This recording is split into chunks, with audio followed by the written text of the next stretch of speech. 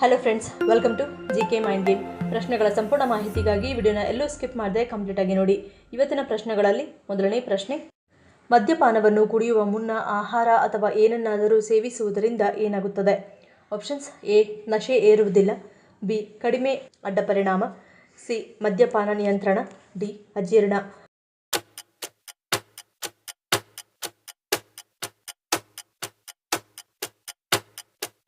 ಸರಿಯಾದ ಉತ್ತರ option B, ಕಡಿಮೆ ಅಡ್ಡ ಪರಿಣಾಮ. ಮದ್ಯಪಾನವು ದೇಹದಲ್ಲಿರುವ ಪ್ರಮುಖ ಜೀವಸತ್ವಗಳು ಮತ್ತು ಖನಿಜಗಳನ್ನು ಕಡಿಮೆ ಮಾಡುತ್ತದೆ. ಅದಕ್ಕಾಗಿಯೇ ಕುಡಿಯುವ ಮೊದಲು ಆಹಾರವನ್ನು ಸೇವಿಸುವುದರಿಂದ ದೇಹವು ಕಳೆದುಹೋದ ಪೋಷಕಾಂಶಗಳನ್ನು ಪುನಃಸ್ಥಾಪಿಸಲು ಸಹಾಯ ಮಾಡುತ್ತದೆ. ಹೀಗಾಗಿ ದೇಹದ ಮೇಲೆ ಮದ್ಯದ ಅಡ್ಡ ಪರಿಣಾಮಗಳು ಕಡಿಮೆಯಾಗುತ್ತವೆ. ನೀವು ಊಟ ಮಾಡಿದ ನಂತರ ಕುಡಿದರೆ ಅಥವಾ ಕುಡಿಯುವ ಮೊದಲು ಏನಾದರೂ ತಿಂದರೆ ನಿಮ್ಮ ಹೊಟ್ಟೆಯಲ್ಲಿರುವ ಆಹಾರವು ಮದ್ಯವನ್ನು ದುರ್ಬಲಗೊಳಿಸುತ್ತದೆ. ಇದು ದೇಹವನ್ನು ಪ್ರವೇಶಿಸುವ ವೇಗವನ್ನು ಕಡಿಮೆ ಮಾಡುತ್ತದೆ. ಪರಿಣಾಮವಾಗಿ ಮದ್ಯವನ್ನು ಜೀರ್ಣಿಸಿಕೊಳ್ಳಲು ಸಮಯವಿರುತ್ತದೆ. ಎರಡನೇ ಪ್ರಶ್ನೆ, ಮನೆಯಲ್ಲಿ ಯಾವಾಗಲೂ ಯಾವುದು ಇರಬೇಕೆಂದು ಶ್ರೀಕೃಷ್ಣನು ಹೇಳುತ್ತಾನೆ? ಆಪ್ಷನ್ಸ್: ಎ, ಗಂಧ. ಬಿ, ಹಾಲು. ಸಿ, ಉಪ್ಪು. ಡಿ, ತುಪ್ಪ.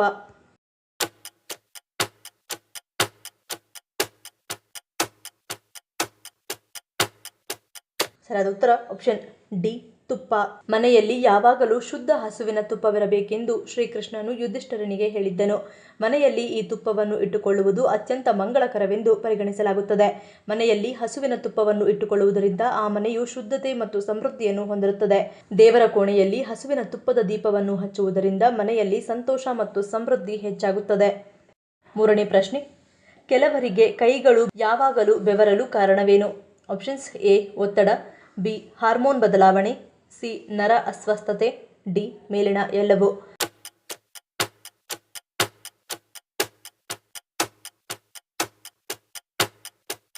ಸರಿಯಾದ ಉತ್ತರ ಆಪ್ಷನ್ ಡಿ, ಮೇಲಿನ ಎಲ್ಲವೂ. ಹೈಪರ್ ಹೈಡ್ರೋಸಿಸ್ ಎನ್ನುವುದು ದೇಹವು ಅತಿಯಾದ ಬೆವರನ್ನು ಉತ್ಪಾದಿಸುವ ಸ್ಥಿತಿಯಾಗಿದ್ದು, ಇದು ದೇಹದಾದ್ಯಂತ ಅಥವಾ ಕೆಲವು ಭಾಗಗಳಲ್ಲಿ ಮಾತ್ರ ಸಂಭವಿಸಬಹುದು. ಒತ್ತಡ, ಭಯ, ಅವಮಾನ, ಹೆದರಿಕೆ ಮತ್ತು ಆತಂಕದಂತಹ ಬಲವಾದ ಭಾವನೆಗಳು ದೇಹವು ಹಾರ್ಮೋನ್ ಅನ್ನು ಇದ್ದಕ್ಕಿದ್ದಂತೆ ಬಿಡುಗಡೆ ಮಾಡಲು ಪ್ರಚೋದಿಸುತ್ತದೆ. ಈ ಹಾರ್ಮೋನ್ ಅಂತಿಮವಾಗಿ ಅತಿಯಾದ ಬೆವರಿಕೆಗೆ ಕಾರಣವಾಗುತ್ತದೆ. ನರ ಅಸ್ವಸ್ಥತೆಯ ಮೊದಲ ಸಂಕೇತವೆಂದರೆ ಕೈಗಳು ಬೆವರುವುದು. ಇದರಲ್ಲಿ ನರಗಳ ಕಾರ್ಯವು ಸರಿಯಾಗಿ ಕಾರ್ಯನಿರ್ವಹಿಸುವುದಿಲ್ಲ, ಏಕೆಂದರೆ ಅದು ಹಾನಿಗೊಳಗಾಗುತ್ತದೆ. ಈ ಸ್ಥಿತಿಯು ಅತಿಯಾದ ಬೆವರಿಗೆ ಕಾರಣವಾಗುತ್ತದೆ. ನಾಲ್ಕನೇ ಪ್ರಶ್ನೆ, ಒಂದು ವಾರದಲ್ಲಿಯೇ ಮಂಡಿ ನೋವನ್ನು ಕಡಿಮೆ ಮಾಡುವ ಸಾಮರ್ಥ್ಯವನ್ನು ಹೊಂದಿರುವ ತೈಲ ಯಾವುದು? Options: A, Nilgiri. ಬಿ, ಸಾಸಿವೆ ಎಣ್ಣೆ. ಸಿ, ಟೀ ಟ್ರೀ ಎಣ್ಣೆ. ಡಿ, ಬೇವಿನ ಎಣ್ಣೆ.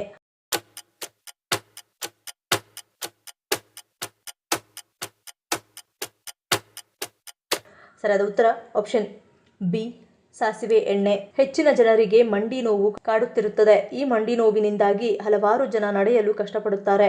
ಈ ನೋವಿಗೆ ಹಲವಾರು ರೀತಿಯ ಮದ್ದನ್ನು ಮಾಡಿದರೂ ಕಡಿಮೆಯಾಗುವುದಿಲ್ಲ. ಅಂತವರು ಈ ಮನೆಮದ್ದನ್ನು ಬಳಸುವುದರಿಂದ ಮಂಡಿ ನೋವು ಕಡಿಮೆಯಾಗುವ ಸಾಧ್ಯತೆ ಹೆಚ್ಚಾಗಿರುತ್ತದೆ.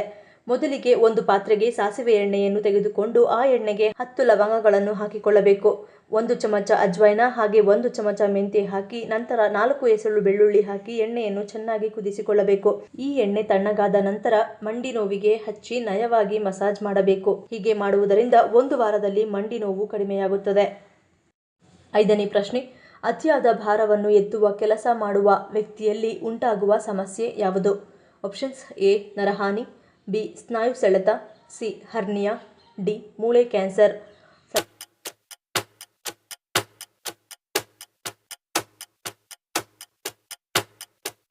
ಸರಿಯಾದ ಉತ್ತರ ಆಪ್ಷನ್ ಸಿ, ಹರ್ನಿಯಾ. ಹೊಟ್ಟೆ ತೊಡೆ ಸಂದಿಯಲ್ಲಿ ಗಂಟು ಕಾಣಿಸಿಕೊಳ್ಳುವುದು ಹರ್ನಿಯಾದ ಮೊದಲ ಮತ್ತು ಸಾಮಾನ್ಯ ಲಕ್ಷಣ.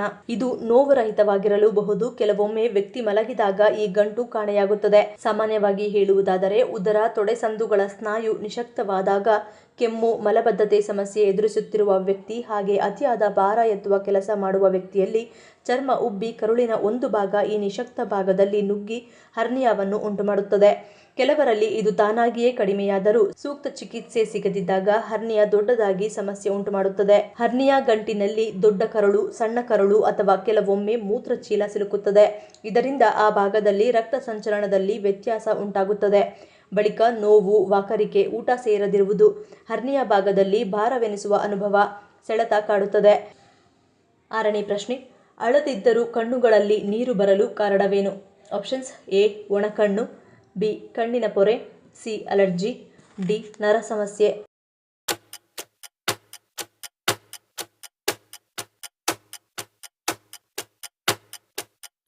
ಸರಿಯಾದ ಉತ್ತರ ಆಪ್ಷನ್ ಎ ಒಣಕಣ್ಣು.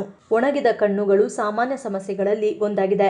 ಕಣ್ಣುಗಳಲ್ಲಿ ಅಳದೆ ನೀರು ಸುರಿಯುತ್ತಿದ್ದರೆ, ಕಣ್ಣುಗಳಲ್ಲಿ ಸುಡುವ ಸಂವೇದನೆ ಅಥವಾ ತುರಿಕೆ ಇದ್ದರೆ, ಬೆಳಕಿನಿಂದಾಗಿ ಕುಟುಕುವ ಸಂವೇದನೆ, ಕೆಂಪು ಬಣ್ಣ, ರಾತ್ರಿಯಲ್ಲಿ ನೋಡಲು ತೊಂದರೆ, ಕಡಿಮೆ ದೃಷ್ಟಿ ಅಥವಾ ದಣಿದ ಕಣ್ಣುಗಳು ಇದ್ದರೆ ನೀವು ಡ್ರೈ ಐ ಸಿಂಡ್ರೋಮ್ ನಿಂದ ಬಳಲುತ್ತಿರುವ ಸಾಧ್ಯತೆ ಹೆಚ್ಚಾಗಿರುತ್ತದೆ. ಇಂತಹ ಸಮಸ್ಯೆಗಳಿಂದ ಹೊರಬರಲು ನಿಯಮಿತವಾಗಿ ನಿಮ್ಮನ್ನು ಹೈಡ್ರೇಟ್ ಮಾಡಿಕೊಳ್ಳುವುದು, ಪ್ರತಿದಿನ ಕನಿಷ್ಠ 8 ರಿಂದ 10 ಗ್ಲಾಸ್ ನೀರು ಕುಡಿಯುವುದು, ಇದರೊಂದಿಗೆ ಕೆಫೀನ್ ಮತ್ತು ಆಲ್ಕೋಹಾಲ್ ಅನ್ನು ಸಾಧ್ಯವಾದಷ್ಟು ಕಡಿಮೆ ಸೇವಿಸುವುದು ಇಂತಹ ಸಮಸ್ಯೆಗಳಿಂದ ಹೊರಬರಲು ಸಹಾಯ ಮಾಡುತ್ತದೆ. 7ನೇ ಪ್ರಶ್ನೆ, ಜಗತ್ತಿನಲ್ಲಿಯೇ ಅತ್ಯಂತ ಚಿಕ್ಕ ರಾಷ್ಟ್ರಗೀತೆಯನ್ನು ಹೊಂದಿರುವ ರಾಷ್ಟ್ರ ಯಾವುದು? Options A Bangladesh, B Sri Lanka, C Japan, D New Zealand.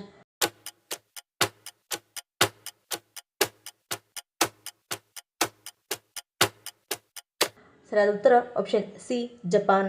ಕಿಮಿಗಾಯೋ ಜಪಾನ್ನ ರಾಷ್ಟ್ರಗೀತೆಯಾಗಿದ್ದು 1999ರಲ್ಲಿ ಇದನ್ನು ಅಧಿಕೃತ ಕಾಯ್ದೆಯಡಿ ರಾಷ್ಟ್ರಗೀತೆ ಹಾಗೂ ತನ್ನ ದೇಶದ ರಾಷ್ಟ್ರಧ್ವಜವನ್ನು ಘೋಷಿಸಿತು. ಆಗಸ್ಟ್ 13, 1999ರಂದು ಕಿಮಿಗಾಯೋ ಜಪಾನ್ನ ರಾಷ್ಟ್ರಗೀತೆಯಾಗಿ ಅಳವಡಿಸಿಕೊಳ್ಳಲಾಯಿತು. ಈ ನಿನ್ನ ನೆಲವನ್ನು 1000 ವರ್ಷ 8000 ವರ್ಷದ ತಲೆಮಾರಿಗೂ ವಿಸ್ತರಿಸು ಎಂಬುದರೊಂದಿಗೆ ಆರಂಭವಾಗುವ ಈ ರಾಷ್ಟ್ರಗೀತೆ ಕೇವಲ 5 ಸಾಲಿನಲ್ಲಿ ಮುಗಿದು ಹೋಗುತ್ತದೆ. ಹೀಗಾಗಿ ಇದನ್ನು ಜಗತ್ತಿನ ಅತ್ಯಂತ ಪುಟ್ಟ ರಾಷ್ಟ್ರಗೀತೆ ಎಂದು ಕರೆಯಲಾಗುತ್ತದೆ. 8ನೇ ಪ್ರಶ್ನೆ, ಬಿಪಿ ಸಮಸ್ಯೆ ಇರುವವರು ತಪ್ಪಿಯೂ ಯಾವುದನ್ನು ತಿನ್ನುವಂತಿಲ್ಲ? ಆಪ್ಷನ್ಸ್ ಎ ಮೀನು, ಬಿ ಬೀಟ್ರೂಟ್, ಸಿ ಕೋಳಿ, ಡಿ ಅಣಬೆ.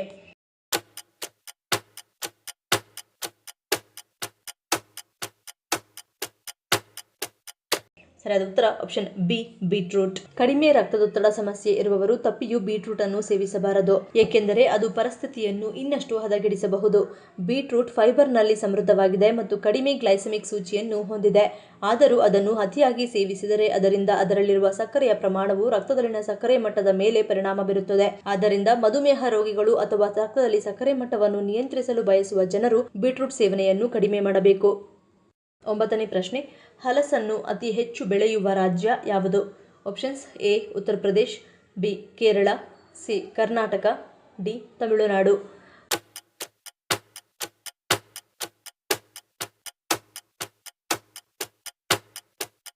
ಸರಿಯಾದ ಉತ್ತರ ಆಪ್ಷನ್ ಬಿ ಕೇರಳ. ಹಲಸನ್ನು ಅತಿ ಹೆಚ್ಚು ಬೆಳೆಯುವ ರಾಜ್ಯ ಕೇರಳ. ಇಲ್ಲಿನ ಫಲವತ್ತಾದ ಮಣ್ಣು ಮತ್ತು ಮಳೆಯ ಕಾರಣಕ್ಕೆ ಇಲ್ಲಿ ಹಲಸು ಹೇರಳವಾಗಿ ಬೆಳೆಯುತ್ತದೆ. ಕೇರಳದಲ್ಲಿ ವಿವಿಧ ತಳಿಯ ಹಲಸನ್ನು ಬೆಳೆಯಲಾಗುತ್ತದೆ. ಮೃದು, ಕ್ರಂಚಿ, ಹೈಬ್ರಿಡ್ ತಳಿಯ ಹಲಸನ್ನು ಬೆಳೆಸಲಾಗುತ್ತದೆ. ಅಲ್ಲಿನ ಹಲಸಿನಕಾಯಿ ಹಣ್ಣುಗಳು ವಿಪರೀತ ರುಚಿ. ಅಲ್ಲಿ ಅನೇಕ ಬಗೆಯ ಹಲಸಿನ ಅಡುಗೆಗಳನ್ನು ಮಾಡಲಾಗುತ್ತದೆ. ಹಲಸಿನ ಬೆಳೆಯು ಕೇರಳದ ಆರ್ಥಿಕತೆಯ ಸಬಲೀಕರಣಕ್ಕೆ ಸಾಕಷ್ಟು ಕೊಡುಗೆಯನ್ನು ಕೊಟ್ಟಿದೆ. ಹಲಸಿಗೆ ಸ್ಥಳೀಯವಾಗಿ ಬಲವಾದ ಮಾರುಕಟ್ಟೆ ಇದೆ. ರೈತರು ಹಲಸು ಬೆಳೆದು ಹಣಕಾಸಿನ ಲಾಭ ಮಾಡಿಕೊಳ್ಳುವ ಜೊತೆಗೆ ಇದರ ಸಂಸ್ಕರಣೆ, ರಫ್ತು ಪ್ರಕ್ರಿಯೆಯಲ್ಲೂ ಅನೇಕರು ಉದ್ಯೋಗ ಪಡೆದುಕೊಂಡಿದ್ದಾರೆ. ಹಲಸನ್ನು ಭಾರತದಲ್ಲಿ ಎಲ್ಲ ರಾಜ್ಯಗಳಲ್ಲಿಯೂ ಬೆಳೆಯಲಾಗುತ್ತದೆ. ಕೇರಳ ಹೊರತುಪಡಿಸಿ ಒಡಿಶಾ, ತಮಿಳುನಾಡು, ಅಸ್ಸಾಂ, ಕರ್ನಾಟಕಗಳಲ್ಲೂ ಹೆಚ್ಚಾಗಿ ಬೆಳೆಯಲಾಗುತ್ತದೆ. ಆದರೆ ಕೇರಳದಲ್ಲಿ ಅತಿ ಹೆಚ್ಚಾಗಿ ಬೆಳೆಯಲಾಗುತ್ತದೆ. ಅಲ್ಲದೆ ಕೇರಳ ಹಲಸನ್ನು ರಾಜ್ಯದ ಹಣ್ಣು ಎಂದು ಘೋಷಿಸಿದೆ. 10ನೇ ಪ್ರಶ್ನೆ, ಶಿವನ ಗಣಗಳಲ್ಲಿ ಯಾವುದನ್ನು ಪ್ರಿಯವಾದ ಗಣವೆಂದು ಗುರುತಿಸಲಾಗಿದೆ? Options A Rudrakshi, B Trishula, C Nandi, D ಲಿಂಗ.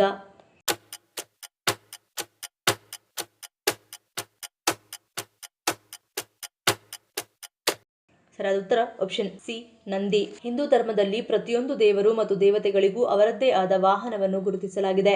ದೇವರ ಮತ್ತು ದೇವತೆಗಳು ಈ ವಾಹನಗಳ ಮೂಲಕವೇ ಸಂಚಾರವನ್ನು ಮಾಡುತ್ತಾರೆ. ಅದೇ ರೀತಿ ಶಿವನ ವಾಹನವನ್ನು ನಂದಿ ಅಥವಾ ಗೂಳಿ ಎಂದು ಹೇಳಲಾಗುತ್ತದೆ. ಗೂಳಿ ಅಥವಾ ನಂದಿ ಕೇವಲ ಶಿವನ ವಾಹನ ಮಾತ್ರವಲ್ಲ, ಬದಲಾಗಿ ಇದು ಶಿವನ ಗಣಗಳಲ್ಲಿ ಪ್ರಿಯವಾದ ಗಣವೆಂದು ಗುರುತಿಸಲಾಗಿದೆ.